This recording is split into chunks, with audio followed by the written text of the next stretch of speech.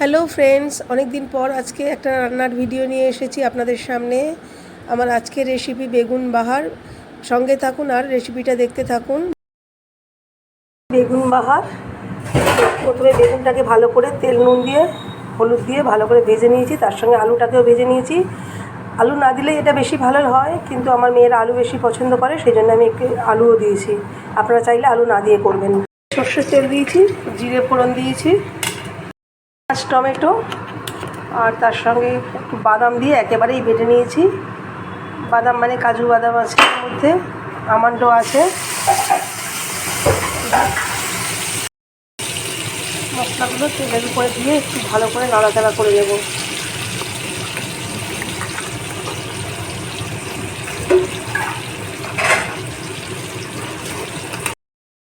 এর মধ্যে আমি 1 চামচ আদা বাটা দিলাম, আপনারা চাইলে না দিতে পারেন, তবে আমি রসুন দিইনি, শুধু আদা বাটা দিয়েছি।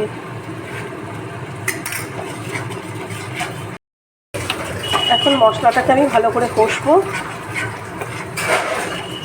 কাঁচা লঙ্কাও দিয়ে দিলাম, জিরে, ধনে, লঙ্কা। ঝালটা আপনাদের পছন্দ অনুযায়ী দেবেন। হলুদ, আমি একটু হলুদ কমই দেবো। এবার হ্যাঁ, এবার মশলা থেকে তেল ছেড়ে দিয়েছে। এখন আমি একটু টক দই দিয়ে দেবো। বেশি টক দই দিচ্ছি না, 4 চামচ মতো টক দই নিয়ে আমি এটা দিয়ে দিলাম। ভালো করে এবার ভালো করে কষাবো।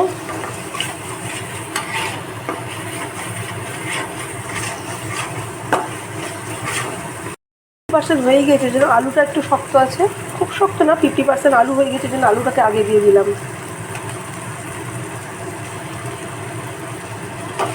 আলুটাকে দিয়ে একটু কষিয়ে নেব ওর সঙ্গে। এবার আমি এতে একটু জল দিয়ে দেবো গ্রেভির জন্যে। তো বেশি গ্রেভি করবো না, ওই জন্য অল্পই জল দিলাম, কারণ সিদ্ধ হওয়ার কোনো ব্যাপার নেই। আলুও প্রায় সিদ্ধ হয়ে গেছে 80%, বেগুন তো সিদ্ধই আছে। কালারটা এসছে, দেখতেই পাচ্ছেন আলুগুলো আমার সিদ্ধ হয়ে গিয়েছে। এবার আমি বেগুনগুলোকে দিয়ে দেব।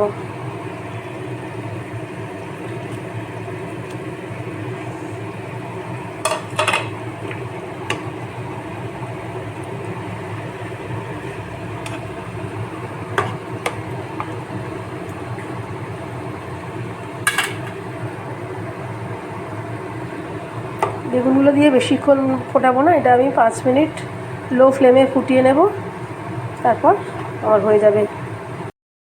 যদি ধনেপাতা থাকে আপনাদের কাছে, ধনেপাতা দিলে বেশি ভালো লাগবে।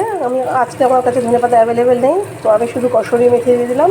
আপনারা কসুরি মেথি দেবেন, কিন্তু ধনেপাতা দিলে আরও বেশি সুন্দর একটা সেন্ট হয়। এখন একেবারেই রেডি বেগুন বাহার।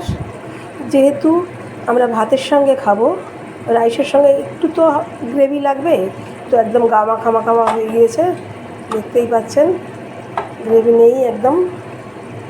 তো ঠিক আছে ফ্রেন্ডস, ভিডিওটা যদি ভালো লাগে লাইক কমেন্ট করবেন। দেখা হবে আবার অন্য কোনো ভিডিওতে। বাই বাই, সবাই খুব ভালো থাকবেন, সুস্থ থাকবেন। আমার বেগুন বাহার দেখতেই পাচ্ছেন, খুবই টেস্টি খেতে। আপনারাও একবার এভাবে বানিয়ে খেয়ে দেখবেন।